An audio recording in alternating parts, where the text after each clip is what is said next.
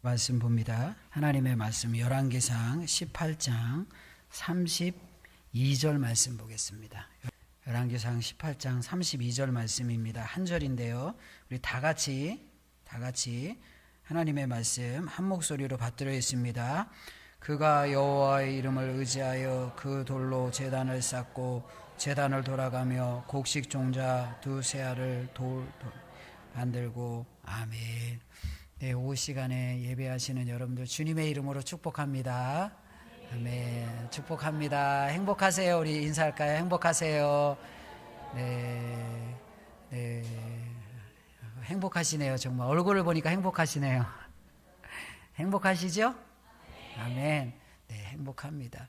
예, 본문은 이제 엘리야와 관련된 본문의 말씀이죠. 갈멜산에서 바알과 아세라 선지자와 대결합니다. 불로 응답하는 신이 진짜 신이다 이렇게 하니까 이제 아세라 선지자와 바알 선지자들이 모입니다. 아세라 선지자 400명이 모이고 바알 선지자 450명이 모입니다. 엘리야는 한 사람 혼자입니다.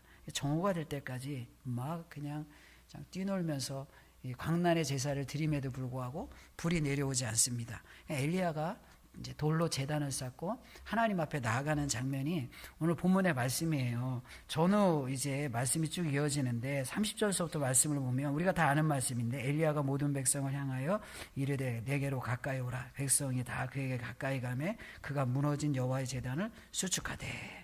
그리고 31절 말씀에 보면 돌을 12개를 취해서 이제 제단을 쌓는 내용이 나오고 오늘 32절 말씀 본문의 말씀 그 돌로 제단을 쌓았다 이렇게 말합니다. 그리고 33절 말씀에 보면 거기에 송아지 각을 떠서 올려놓습니다. 그리고 34절 35절 말씀 이제 거기에 물을 3번에 걸쳐서 연속해서 이제 물 4통을 떠서 붓는 거예요. 그러니까 물이 아주 흥건하게 젖어 있잖아요. 근데 이 말씀을 제가 묵상하고 보면서 느닷없이 그런 생각이 들었어요. 이게 뭐 너무 그냥 당연한 건데 당연한 게 아니게 이렇게 다가오더라고요. 본문의 말씀 우리 32절 말씀에 보면 그 돌로 제단을 쌓고 이렇게 이야기합니다. 그 돌로 제단이야 당연히 돌인 것이죠. 그런데 그 돌로 왜 돌로 제단을 쌓았을까 이런 생각이 느닷없이 들었어요. 성경을 찾아보니까 다 하나님께서 말씀하시는 제단은 돌로 쌓으라고 말씀하셨어요. 출애굽기 20장 25절 돌로 제단을 쌓거든. 신명기 27장 5절 말씀 제단 곧 돌단을 쌓되 이렇게 말하고요. 신명기 27장 6절 말씀에도 돌로 내 하나님 여호와의 제단을 쌓고 그리고 여호수아 8장 31절 말씀 새 돌로 만든 제단이라 이렇게 말합니다. 이스라엘 백성들이 세우는 제단은 다 돌로 하나님 앞에 나아가는 것입니다. 근데 왜 돌로 세웠을까? 오늘 본문의 말씀 이제 32절 말씀을 읽었는데 31절 말씀에 보면 이런 말씀이 있어요. 31절 32절 말씀입니다. 야곱의 아들들의 지파의 수요를 따라 엘리야가 돌 12개를 취하니 이 야곱은 옛적에 여호와의 말씀이 임하여 이르시기를 내 이름을 이스라엘이라 하리라 하신 자더라. 그가 여호와의 이름을 의지하여 그 돌로 제단을 쌓고 제단을 돌아가며 곡식 종자 두세 알을 둘 만한 도랑을 만들고 이렇게 말해요. 그러니까 엘리야가 하나님 앞에 제단을 쌓는데 돌을 12개를 가지고 와서 제단을 쌓아요. 근데 그 12개 돌의 의미가 무엇이냐? 야곱의 아들들의 지파의 수요를 따라 엘리야가 돌 12개를 취하였다라고 이야기합니다. 그러니까 최소한 이 갈멜산에서 엘리야가 제단을 쌓을 때 돌 12개는 이스라엘의 12지파를 상징하고 의미하는 거예요. 그런데 말씀 읽어드린 말씀에 보면 이제 야곱은 옛적에 여호와의 말씀이 임하여 이르시기를 내 이름을 이스라엘이라 하리라 이렇게 말해요. 그러니까 12지파를 상징하는 돌을 쌓는 이유가 뭐예요?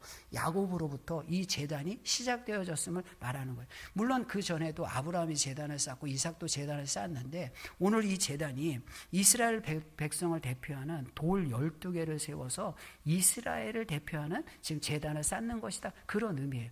그러면 이 이스라엘을 대표하는 12지파의 돌, 야곱의 제단이 무엇일까요? 우리가 잘 아는 베델에서의 제단이잖아요. 창세기 28장 18절에서 19절 말씀 야곱이 아침에 일찍이 일어나 베개를 삼았던 돌을 가져다가 기둥으로 세우고 그 위에 기름을 붓고 그곳 이름을 베델이라 하였더라.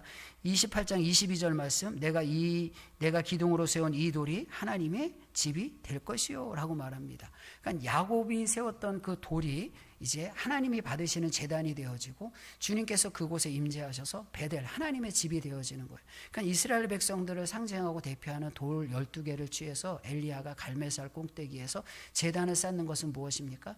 그곳에 임재하시는 하나님, 여호와의 집이 되게 하시는 하나님, 이곳에 임재하소서.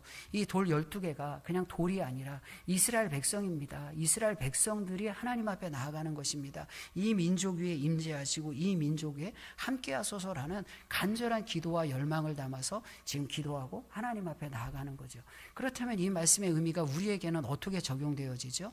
우리도 예배의 제단으로 나아가는 거죠. 그런데 그 제단을 쌓는 것이 돌인데 돌은 이스라엘의 12지파, 이스라엘 백성을 곧 의미하는 거예요. 그래서 우리가 하나님 앞에 예배자로 나아가는 것은 돌이 제단이 되어지는 거예요. 우리가 돌이라는 거예요.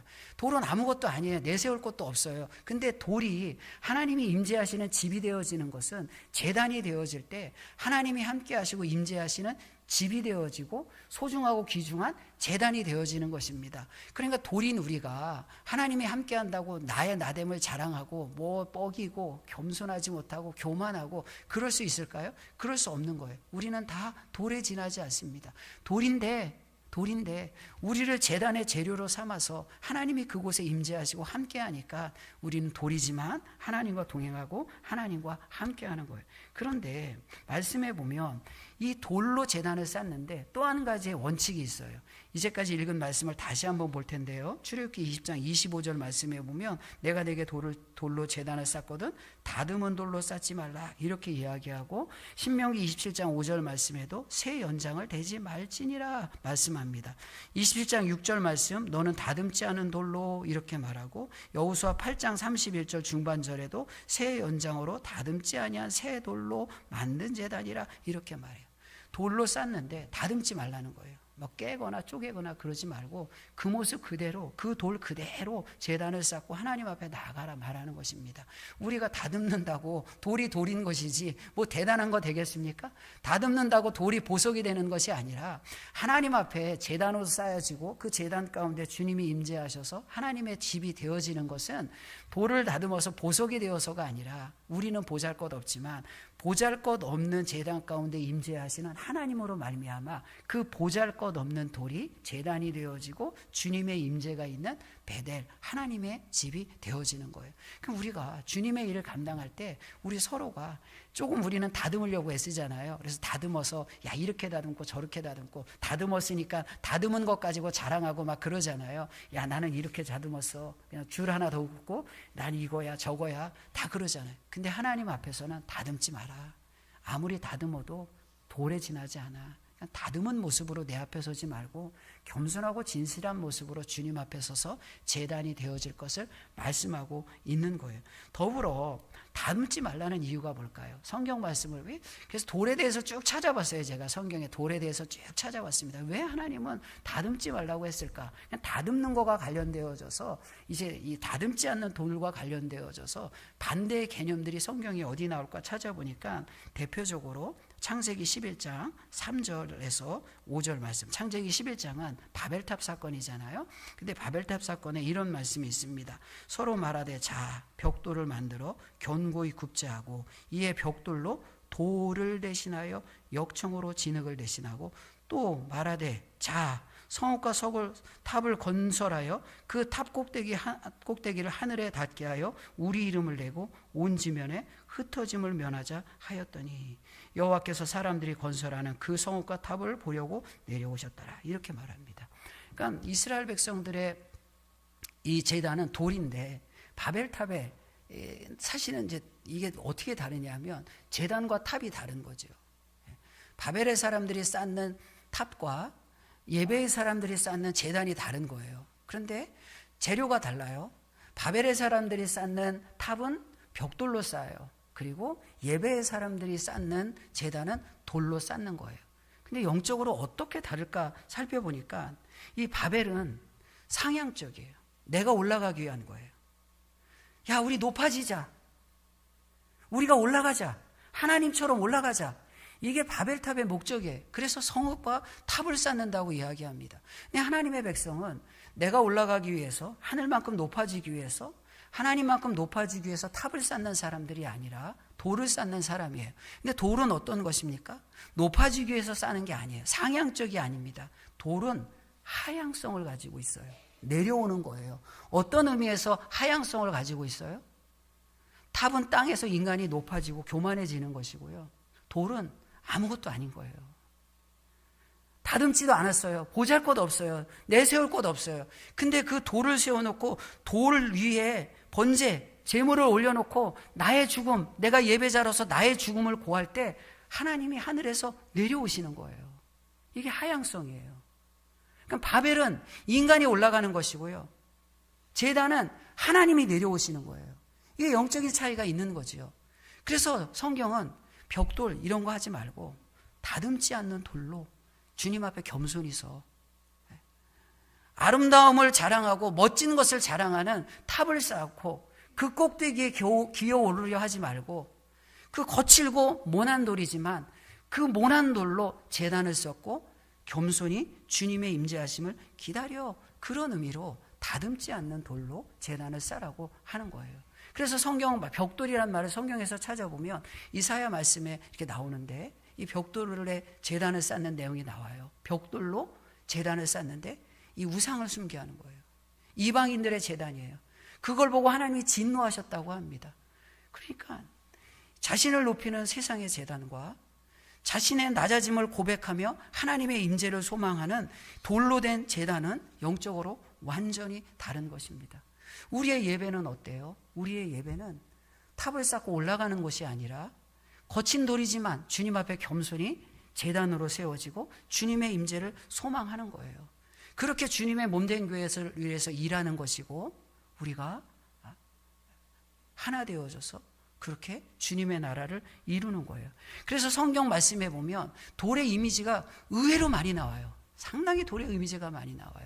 성경 말씀을 볼게요. 에베소서 2장 20절 그리고 22절까지 말씀인데 너희는 사도들과 선지자들의 터 위에 세우심을 입은 자라 그리스도 예수께서 친히 모퉁이 돌이 되셨느니라. 그의 안에서 건물마다 서로 연결하여 주 안에서 성전이 되어가고 너희도 성령 안에서 하나님이 거하실 처소가 되기 위하여 그리스도 안에서 함께 지어져 가느니라. 예수님이 모퉁이 돌이에요. 그리고 예수님 모퉁이 돌에 우리가 연결되어져. 우리가 뭐예요? 우리가 돌이라는 거예요. 베델에서 제단을 쌓을 때 하나님이 임재하셔서 그곳이 하나님의 집이 되어졌어요. 똑같아요. 개념이 똑같아요. 이미지가 똑같아요. 예수님께 우리가 연결되어져서 각자의 돌이 연결되어져서 예수님의 집이 하나님의 집이 되어지는 거예요. 베델이 되어지는 거예요. 그곳에 하나님이 임재하는 거예요. 계속해서 우리는 돌에 지나지 않는다. 돌의 어떠함 때문에 교회가 결정되어지는 것이 아니다. 겸손해라. 낮아져라. 돌에 지나지 않는다.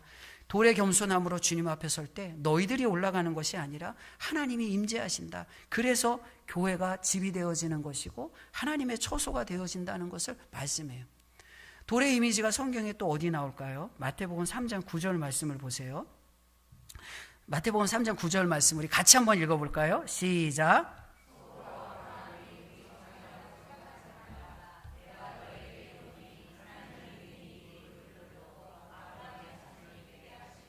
돌들을 아브라함의 자손이 되게 하신다 이렇게 말합니다. 이게 뭐예요? 이게 돌들로 아브라함의 자손, 반대로 이야기하면 아브라함의 자손도 돌이다 이런 의미이기도 하거든요. 그러니까 돌의 이미지를 쓰면서 예수님도 말씀하는 거예요. 이 돌이라는 것이 예수님 시대의 언어는 참 복잡합니다. 왜냐하면 당시 예수님이 오시기 전에는 헬라가 제국을 형성하고 그 당시의 모든 나라들을 거의 다스렸거든요. 그래서 헬라가 거의 헬라어가 공용어예요. 그래서 무역이나 장사나 철학이나 이런 거는 헬라어로 쓰고 있어요. 근데 예수님이 오실 때는 이제 헬라가 망하고 어떻게 해요? 로마가 지배를 해요. 로마는 헬라어를 쓰지 않고 라틴어를 쓰잖아요. 그래서 로마 언어를 쓴다고. 그래서 예수님 시대에는 조금씩 라틴어가 막 이제 사회에 공급되어지고 어떤 이 관료들은 라틴어를 쓰는 그런 이제 부류들이 자꾸 생겨난단 말이에요. 근데 예수님 시대에 예수님의 언어는 무엇이었을까요? 구약의 언어는 히브리어인데 예수님 시대의 언어는 히브리어가 아니에요. 히브리어와 비슷한 아람어예요. 왜냐하면 이스라엘 백성들이 바벨론으로 포로로 끌려가요. 그리고 나서 오랫동안 나라를 잃어버리고 나서 이제 돌아오는데 자기의 모국어를 잃어버려요. 그래서 히브리어와 비슷한 아람어를 쓴다고요. 일상의 용어로. 그래서 이 다니엘서의 일부는 아람어로 기록되어 있어요. 근데 아람어도 히브리어하고 상당히 유사해요. 현대의 히브리어, 지금 이제 저 중동 땅에 살아가는 현대 히브리 사람들이 지금 쓰고 있는 히브리어는 이미 역사 속에서 사라졌던 언어를 복원한 언어예요. 복원한 언어예요. 19세기에 학자에 의해서 복원되어지고 1948년 이 이스라엘이라는 나라가 건국되어질 때 그 학자가 복원한 언어를 그 나라에 이제 공용어로 그냥 선포를 해버리고 그거 쓰라 이렇게 한 거예요. 그래서 나이 먹은 사람은 진짜 히브리어 모르는 사람들도 또 있어요. 지금 현대 히브리어하고 성경에 나오는 히브리어하고 또 항상 같은 것도 아니에요. 근데 아람어를 쓴다고요. 근데 예수님께서 말씀한 이 돌들로 아브라함의 자손이 되게 하신다. 이 말의 의미는 사실 이게 돌이라는 게 히브리 말도 그렇고 아람 말도 그렇고 아벤이라고 하거든요. 아벤. 근데 자손 아들이는 벤이에요. 벤. 그래서 지금 예수님이 라임을 맞춰서 예수님은 이렇게 라임을 맞춰서 성경을 라임을 맞춰서 그 의미를 분명히 하고 아주 명확하게 우리에게 전달하는 경우가 상당히 많거든요. 이 일부러 맞히는 거예요. 이 아벤을 벤이 되게 한다. 너희들은 이 아벤이다. 아벤. 돌이다. 그러니까 돌인 줄 알고 겸손해라. 사실 우리는 돌에 지나지 않아요. 성경에서 하나님께서 아담을 창조하실 때에도 아담을 흙에서 나오는데 그 문장이 어떻게 나와요? 아담을 아다마에서 나왔다. 그러니까 똑같은 말이에요. 그러니까 아담이라는 이름 자체가 대단한 이름이 아니라 너 흙에서 나왔어. 너 흙이야. 하나님의 생명, 하나님의 영이 아니면 생명이 아니면 너 흙이야. 흙인 것을 기억해. 다 그런 의미예요. 그러니까 우리가 하나님 앞에서 흙에 지나지 않고 먼지에 지나지 않고 돌에 지나지 않는다는 사실을 이런 것을 통해서 계속해서 성경은 우리에게 보여주고 있습니다. 또 성경 말씀을 한번 볼게요. 에스겔서 11장 19절 말씀입니다. 이 말씀도 우리 같이 한번 읽어볼까요? 이 말씀 같이 에스겔서 11장 19절 말씀 같이 읽습니다. 시작.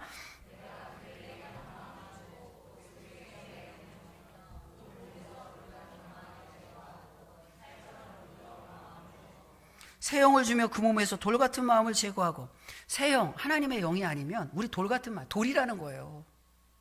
그러니까 베델에서 야곱이 돌로 제단을 쌓잖아요. 기둥을 쌓잖아요.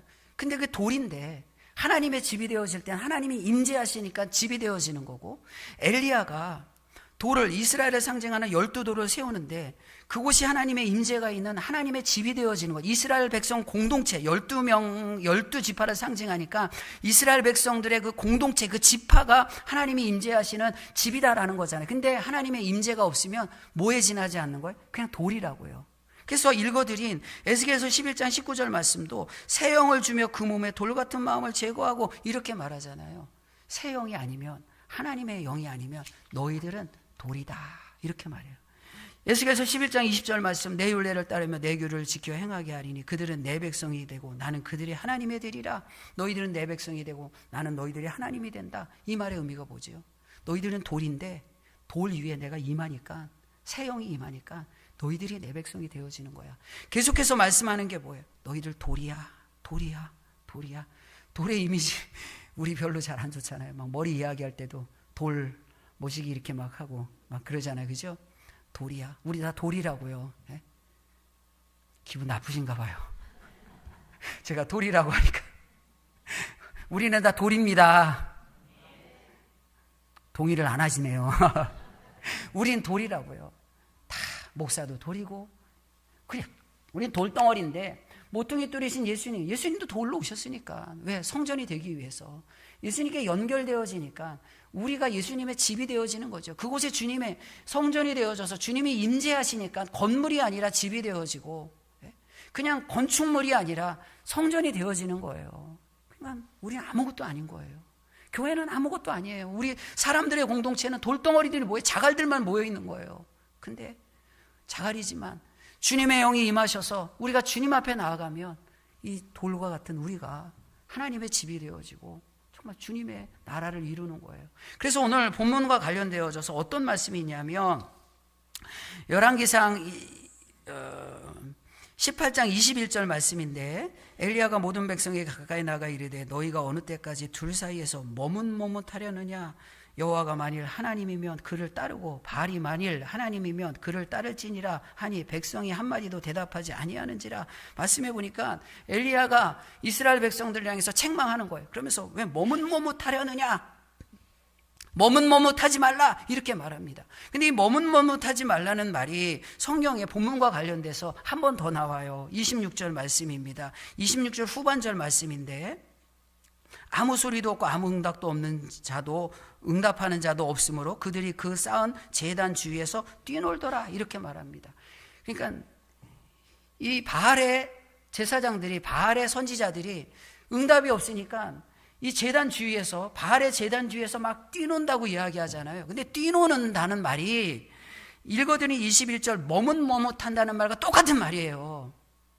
근데 이스라엘 백성들을 향해서 왜 머뭇머뭇거리고 있어? 이렇게 말하면서 제단 주위에서 제사를 위해서 막 춤추고 막 그 제의 행위를 하는 이 바알의 제사장들을, 바알의 선지자들을 향해서 이야기할 때 뛰놀더라 이렇게 말하는 이유가 뭐예요? 둘이 똑같다는 거예요. 지금 단순히 이스라엘 백성들이 중간에 껴서 회색지대에 껴서 이리 갈까 저리 갈까 갈팡질팡하는 것이 아니라 어떤 중립적인 의미의 그런 의미로 말씀이 이렇게 기록된 게 아니라 지금 이스라엘 백성들이 바알의 제단 곁에서 뛰놀고 있는 그 바알의 선지자들과 지금 똑같다는 거예요. 똑같다는, 동급이라는 거예요. 근데 그들을 향해서 거기 있지 말고 빨리 제단으로 나와. 12돌을 세워서 이스라엘 백성들을 상징하는 제단을 세운 이곳에 빨리 나와 이렇게 말하는 거예요. 그런데 이 머뭇머뭇하다, 뛰놀다는 말의 의미에는 이 머뭇머뭇거리다, 뛰놀다, 이게 이제 성경에 크게 두 가지로 사용되어지거든요. 하나는 유월절을 이야기할 때 이렇게 넘어가다 이런 뜻이고요.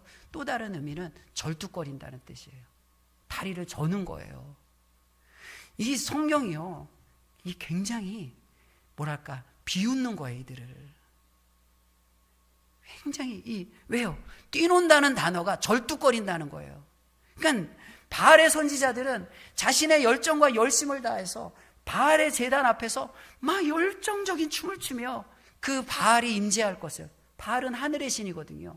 하늘의 신이 비도 내려야 되는 거고 불도 내려야 되고 그래야 농사가 잘 되거든요. 근데 잠잠해요. 그것을 조롱하는 거예요. 뛰놀더라. 단순히 뛰놀더라 이 말이 아니라 지금 절뚝거리고 있는 거예요. 절뚝거리고 있는 거예요. 지금 절뚝거리고 있다. 조롱하고 비우고 있는 거예요. 그런데 그 절뚝거리는 모습을 누가 닮았다고요? 머뭇머뭇하고, 왜 머뭇머뭇하고 있느냐? 이스라엘 백성들의 영적인 상태가 절뚝거리고 있다 이렇게 말하는 거예요. 왜 절뚝거리고 있어? 그러니까 엘리야가 이리로 나와, 돌제단으로 나와. 이 12돌이 너희야. 아무것도 아니야. 그런데 이곳에 하나님이 임재할 거야. 그러면 이 돌이 제단이 되어지는 거야. 그러니까 머뭇머뭇거리지 마라. 절뚝거리지 말고 너희들이 돌이라는 사실을 기억하고 이 제단 앞으로 나와 온전한 예배자로 세워져야 돼 라고 이야기하는 거예요. 우리에게 주시는 말씀이죠. 우리는 돌입니다. 우리가 돌이 정말 하나님의 집이 되어지고 온전한 제단이 되어지는 것은 우리의 어떠함 때문에 뭐 다듬고 이쁘다고, 그게 그렇게 아니에요. 그래서 벽돌이 되거나 아니면 뭐 돌을 다듬어서 그래서 제단이 되어지는 게 아니라고요. 큰 바알의 제단입니다. 어떻게 해야 돼요? 돌이라는 사실을 기억하고 하나님 앞에 겸손히 제단으로 쌓아지기를 소망할 때 제단의 높이 때문에 제단이 되어지는 것이 아니라 그 낮은 제단 위에 하나님이 임재하시기 때문에 돌이 제단이 되어지는 거예요. 그러니까 높이를 논할 필요가 없어요. 내가 높다? 네? 높이 때문에 하나님이 임재하는 게 아니에요. 높이를 논하는 것은 바벨탑입니다. 바벨탑은 높았어요. 그곳에 임재하지 않고요. 보려고 하나님이 내려오셨죠. 보려고, 이들의 꼬라지가 어떤가 보려고 내려오셨지 임재가 아니에요. 보려고 내리시는 것과 예배의 자리에 임재하는 거 다른 거예요. 높이 때문에 하나님이 내려오시는 것이 아니라, 돌 12개면 뭐 얼마나 대단하겠습니까? 초라하고 작은 돌이지만 돌이 제단으로, 초라한 제단으로 쌓여지며 주님 앞에 설 때 주님은 그곳을 주님의 집으로 삼으시고 임재하는 것입니다. 우리가 기억해야 될 게 뭐예요? 우리 돌이라는 거예요. 돌입니다. 벽돌도 아니고 다듬은 돌도 아니고 돌이 되어져서 나가야 돼. 머뭇머뭇거려서는 안 됩니다. 세상에서 절뚝거리고 있어서는 안 됩니다. 바알의 제단의 옆에서 절뚝거리는 모습으로 정말 그 조롱거리가 되어져서는 안 돼요. 내가 돌인 것을 기억하고 주님 앞에 잠잠히 나아가며, 주님, 저는 돌입니다. 정말 굳은 마음입니다. 딱딱합니다. 생명이 없습니다. 주님의 영, 새 영이 임하지 않으시면, 주님이 임재하지 아니하시면 아무리 많은 돌을 동원하고 높이 쌓을지라도 아무것도 아닙니다. 비록 12돌에 지나지 않는 작고 초라한 높이지만 높으신 하나님이 내려오시사 임재하시면 이곳이 주님의 영광이 깃들인 하나님의 집이 됩니다. 고백하며 우리의 삶을, 우리 교회 삶을 드리고 교회 공동체가 그렇게 세워지는 거예요. 내 심령도 마찬가지라고요. 돌 같은 마음이라고요. 얼마나 굳었습니까? 이 마음이 아주 지지리도 이 마음이 안 변하거든요. 이 마음이 안 됩니다. 우리가 성격도 있고 성품도 있는데, 성격과 성품이라는 게 좋은 성격, 좋은 성품, 근데 성품이 남들 보기에는 굉장히 좋은 성품이어도요, 굉장히 역기능적인 작용에 의해서 어떠한 성품이 결정되어지는데 그 이면에는 어두운 면이 있단 말이에요. 남들한테 굉장히 착해요. 근데 착한데 그 이면에는 착한 아이 컴플렉스라는 또 다른 어두운 면이 있을 수 있어요. 그래서 사실 우리의 성격과 성품은 어떤 절대적으로 옳다, 절대적으로 좋다, 그거 없어요. 그런 것과 함부로 판단할 수 없어요. 다 그냥 우리의 연약함이 있는 그냥 돌의 모습을 가지고 있는 거예요. 그런데 성령이 임재하시사 성령으로 주님의 집이 되어져서 성화되어질 때 우리의 성격과 성품은 온전히 주님의 나라를 위한 밑거름이 되어지고 제단이 되어질 수가 있어요. 그러니까 이런 말씀을 드리는 것은, 저도 이 말씀을 묵상하면서 늘 실수는 반복되어지고 제 안에 변하지 않는 것은, 가만히 보니까 꼬마 때도 그랬고 청소년 때도 그랬고 장년이 돼서도 그랬고 중년이 돼서도 그랬고 늘 약점은 반복되더라고요. 부정하고 싶은 거예요. 난 왜 그럴까? 근데 부정해서 내가 변하는 것이 아니라 나를 부인하라는 것은 내 연약함을 인정하는 거예요. 그래, 나의 연약함이 있어. 맞아. 나 연약해. 나 진짜 연약해. 돌이야.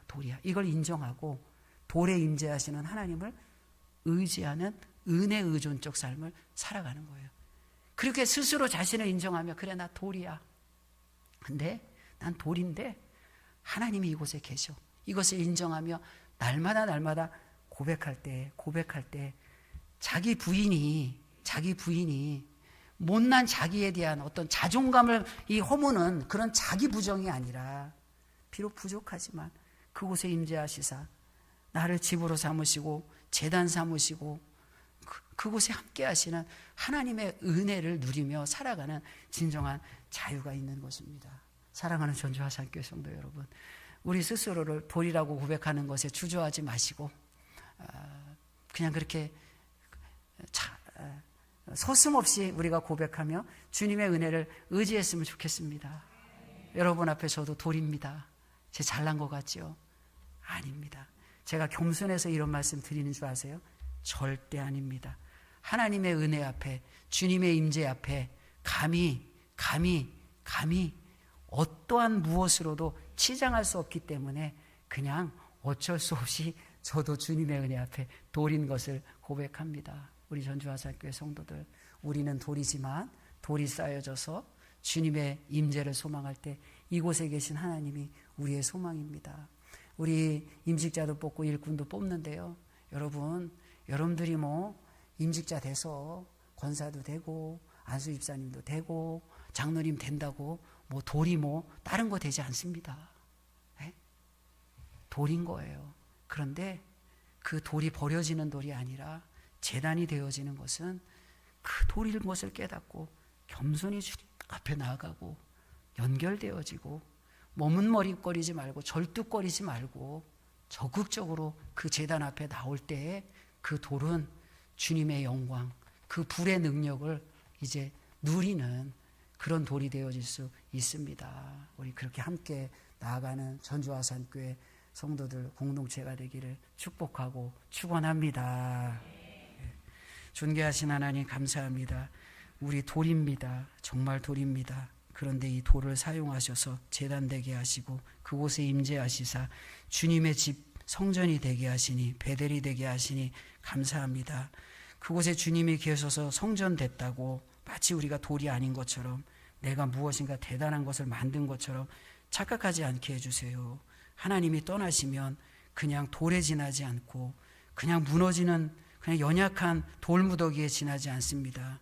이스라엘 백성도 성전을 지어놓고 여호와의 영광이 떠날 때 그 성전은 무너졌고 완전히 해파되어졌음을 봅니다. 하나님, 늘 돌인 것을 기억하고 그곳에 새 영이 임재하시사 주님의 집 되게 하신 것은 오직 하나님 것을 기억하며 잠잠히 제단으로 겸손히 주님 앞에 설 수 있도록 인도하여 주시옵소서. 예수님의 이름으로 기도하옵나이다. 아멘.